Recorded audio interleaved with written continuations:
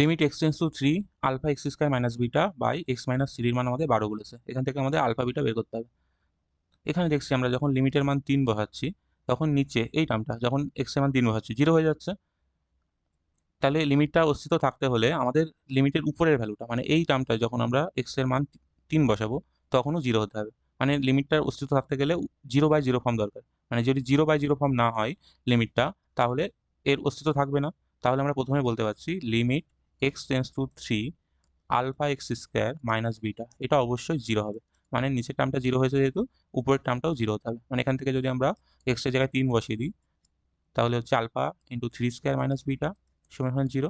মানে এখান থেকে বলতে পারছি আমরা 9 আলফার মান বিটা সমান। তাহলে এটা আমরা ইউজ করতে পারি পরে, মানে 9 আলফা সমান সমান বিটা পেয়েছি আমরা। এবার লিমিটটা 0/0 ফর্ম হয়ে গেছে, যেহেতু নিচেরটা 0 আসছে আর উপরেরটা আমরা ধরে নিয়েছি এমনভাবে আলফা বিটা যাতে করে উপরেরটাও 0 হয়। মানে আমরা লিমিটটা 0/0 ফর্ম পাওয়ার জন্য এল হপিটালস রুল ফেলতে পারি, মানে উপরে নিচে এক্স এর সাপেক্ষে ডেরিভেটিভ করতে পারি। তাহলে এটা হচ্ছে 2 আলফা এক্স, উপরেরটা ডেরিভেটিভ করলে বিটা কনস্ট্যান্ট ধ্রুবক 0 হবে, আর এক্স এর ডেরিভেটিভ করলে 1, আর 3 তো কনস্ট্যান্ট, এর ডেরিভেটিভ করলেও 0 হবে। এই লিমিটটা আমাদের 12 বলে দিয়েছে।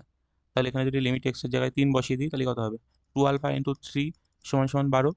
মানে এখান থেকে বলতে পারছি আমরা আলফার মান হবে 2। আলফা যখন পেয়ে গেছি এখান থেকে আমরা বিটা বের করতে পারি। বিটা সমান সমান ছিল আমাদের 9 আলফা, মানে 9 গুণ 2 সমান সমান আমরা বিটা পাবো 18। তাহলে আমাদের অপশন হবে আলফা সমান সমান 2 আর বিটা সমান সমান 18, মানে অপশন সি হবে আমাদের